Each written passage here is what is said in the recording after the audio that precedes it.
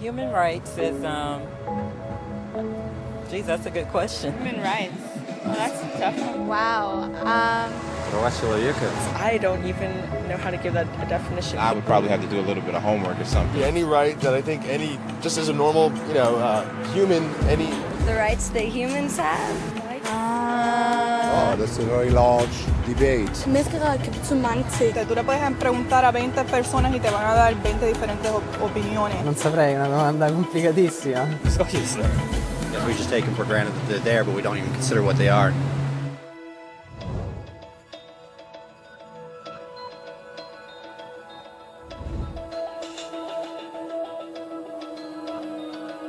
Los derechos humanos son los derechos que tienes simplemente por ser humano. Es la forma en que instintivamente esperas que se te trate y el trato que mereces como persona, como el derecho a vivir en libertad, hablar con franqueza y ser tratado con igualdad. Hay muchos tipos de derechos. La mayoría tienen que ver con cierto grupo. Pero los derechos humanos son los únicos que le corresponden absolutamente a todo el mundo en todas partes. Eso significa niños, gente mayor, pobres, jugadores de básquet, basureros, cantantes de rap, maestros, africanos, indios, albanos, cristianos, musulmanes, cabalistas, ateos, tu madre, tu padre, el vecino y tú. Todos tienen los mismos derechos humanos exactos. En otras palabras, son universales. Pero la cuestión sigue en pie. ¿Qué son? Name the human rights? What the human rights are? The right to live. Equality between all peoples. Right to religion, the right to... Is there supposed to be a list somewhere I should be aware of? De acuerdo con las Naciones Unidas, hay un total de 30 derechos humanos, que generalmente se agrupan y se llaman simplemente derechos humanos. Se enumeran en la Declaración Universal de los Derechos Humanos, que es el documento sobre el tema más aceptado en el mundo. Pero llevó mucho tiempo para que llegaran. Al principio no había derechos humanos. Si estabas con la gente adecuada, estabas a salvo. Si no, no lo estabas. Pero entonces Ciro el Grande decidió cambiar todo eso. Tras conquistar Babilonia hizo algo completamente revolucionario. Anunció que todos los esclavos podían irse en libertad. También dijo que la gente era libre de elegir su religión, sin importar de qué grupo fueran parte. Documentaron sus palabras en una tablilla de arcilla, conocida como el cilindro de Ciro, y así sin más nacieron los derechos humanos. La idea se extendió rápidamente, hasta Grecia, la India y al final hasta Roma. Se dieron cuenta de que la gente seguía de forma natural ciertas leyes, incluso aunque no se les dijera que las siguieran. Llamaron a esto derecho natural, pero siguió siendo pisoteado por quienes se encontraban en el poder. No fue hasta 1000 años más tarde en Inglaterra donde finalmente hicieron que el rey estuviera de acuerdo en que nadie podía invalidar los derechos de la gente, ni siquiera un rey. Los derechos de la gente fueron finalmente reconocidos y estaban ahora a salvo de los que estaban en el poder. Hasta cierto punto. Todavía hizo falta que un grupo de rebeldes británicos declarara su independencia antes de que el rey entendiera que todos los hombres han sido creados iguales. Es decir, no es que a él le gustara la idea, sino que no pudo pararles, y así nació América. Los franceses siguieron inmediatamente con su propia revolución por sus propios derechos. Su lista era más larga e insistían en que esos derechos no eran solo inventados, eran naturales. El concepto romano de derecho natural se había convertido en derechos naturales. Por desgracia, no todo el mundo estaba tan entusiasmado. En Francia, un general llamado Napoleón decidió derrocar la nueva democracia francesa y se coronó a sí mismo emperador del mundo. Y casi tuvo éxito. Pero los países de Europa unieron fuerzas y lo derrotaron. Y los derechos humanos eran una vez más un tema candente. Se redactaron acuerdos internacionales garantizando ampliamente muchos derechos por toda Europa, pero solo a través de Europa. El resto del mundo de alguna forma todavía no cualificaba. En vez de eso fueron invadidos, conquistados y consumidos por los enormes imperios europeos.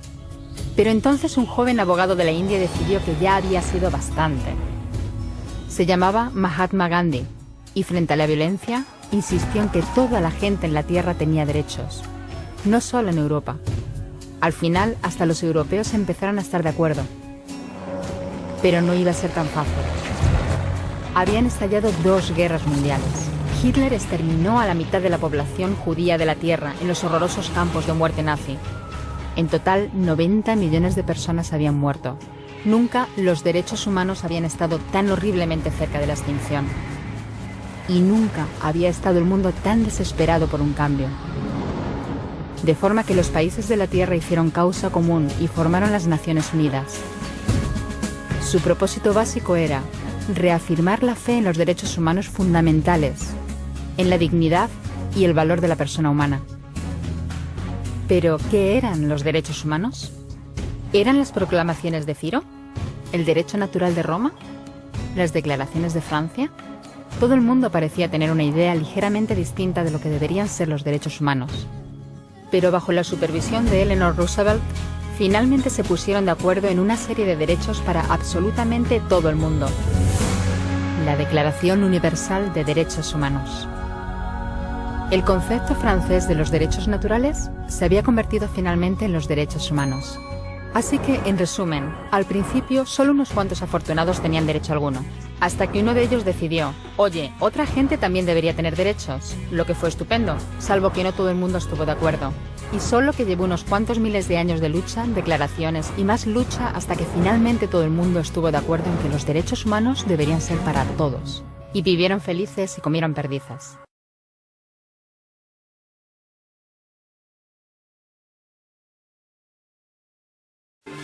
El mundo está formado por diversas culturas, países y personas.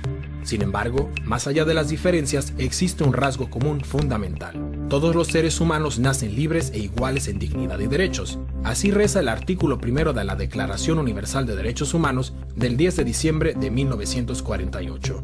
Los derechos humanos se han convertido en uno de los conceptos más importantes de la historia de la humanidad. ¿Pero qué son realmente los derechos humanos? ¿Quién es responsable de su defensa? ¿Y son realmente válidos para todos los seres humanos? Se entienden por derechos humanos aquellos que corresponden a toda persona por el solo hecho de serlo. Son innatos. Los derechos humanos tienen validez sin excepción para todo ser humano en cualquier parte del mundo. Son, por lo tanto, universales. Son válidos para todas las personas por igual, independientemente de su raza, religión, sexo, orientación sexual, color de piel, edad u otras características que puedan diferenciar a los seres humanos entre sí. Los derechos humanos forman parte del derecho internacional.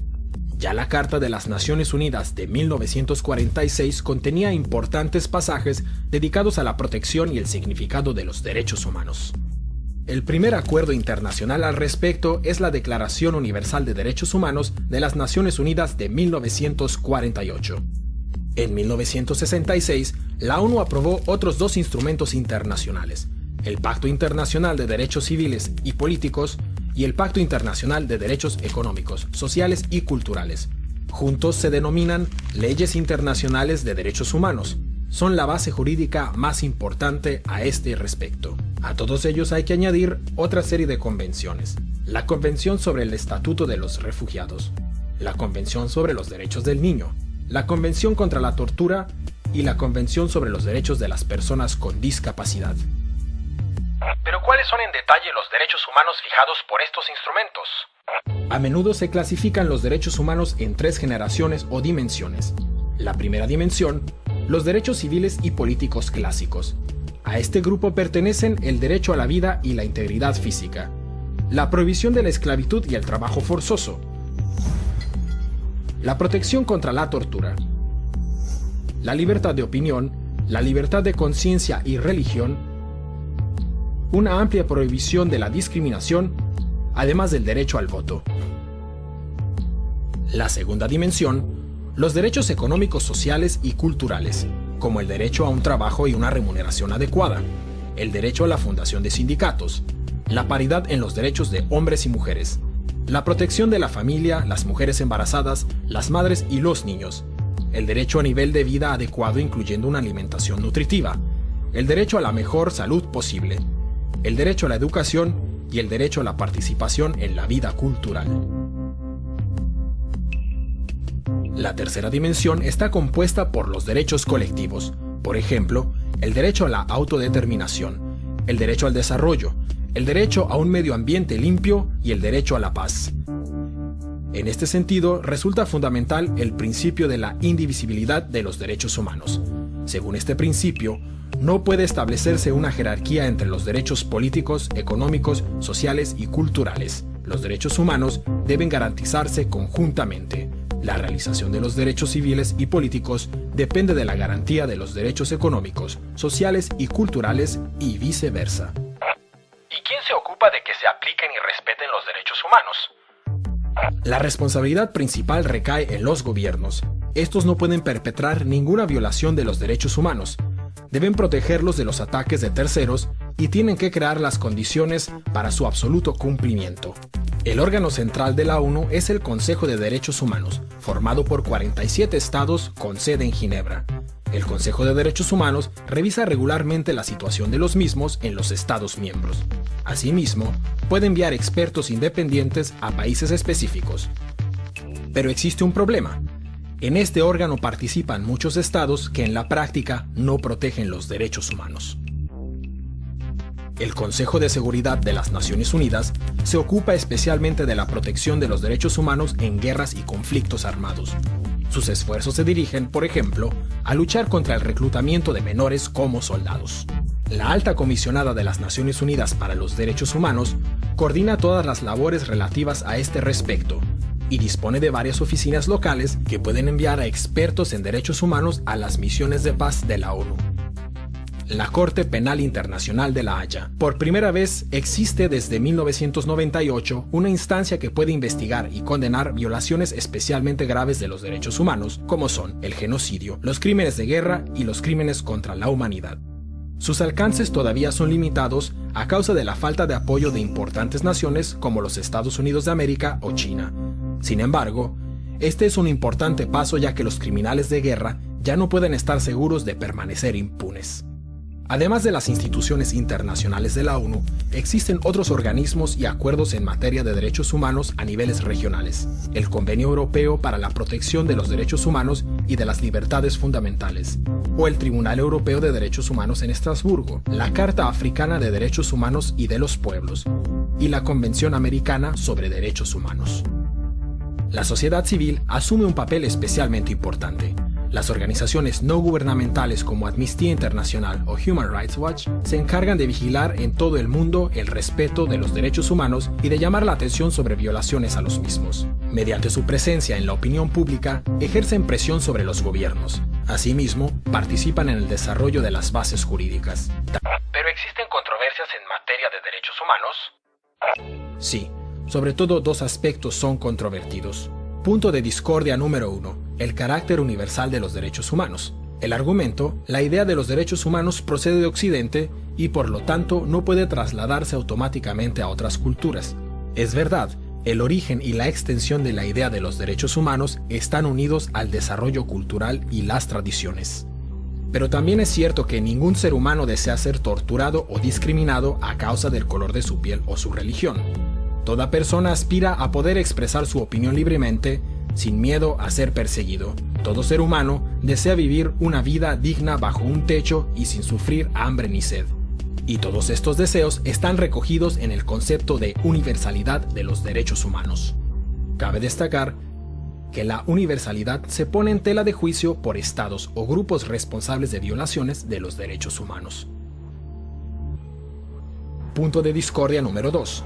Los estados occidentales son acusados de utilizar los derechos humanos como excusa para atacar militarmente a otros países al mismo tiempo que violan los derechos humanos. La realidad es que ningún estado garantiza por completo los derechos humanos. También en los estados occidentales existen violaciones de los derechos. Especialmente tras los atentados del 11 de septiembre de 2001, se introdujeron una serie de medidas que recortan los derechos humanos y que se justifican argumentando la necesidad de la lucha antiterrorista. En conclusión, podemos comprobar que los derechos humanos son especiales. Corresponden a todo ser humano por igual.